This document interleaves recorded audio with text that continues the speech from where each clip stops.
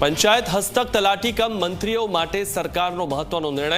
તલાટીને દ્વિતીય ઉચ્ચતમ પગાર ધોરણમાં ખાતાકીય પરીક્ષામાંથી મુક્તિ આપવામાં આવી છે. નાયબ ચીટનીસ તરીકેના ખાતાકીય પરીક્ષામાંથી મુક્તિ આપવામાં આવી છે. ટીડીઓ તરીકે બઢતી માટે પરીક્ષા પાસ કરવી જરૂરી છે. વધુ માહિતી મેળવી અમારા સંવાદદાતા હિતલ પારેખ પાસેથી. હિતલ, જે રીતે આ મહત્વના સમાચાર મળી રહ્યા છે, ટીડીઓ તરીકે ભરતી માટે પરીક્ષા પાસ કરવી પણ જરૂરી રહેશે, શું વધુ માહિતી?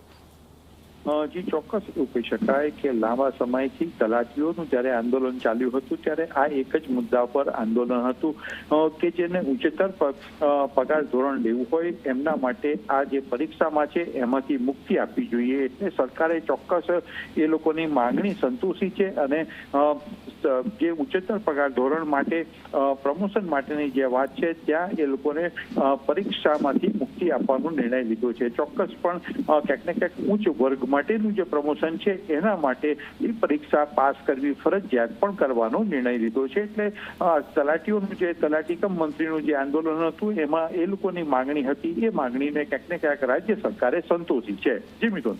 જી આભાર હિતલ, માહિતી આપવા બદલ.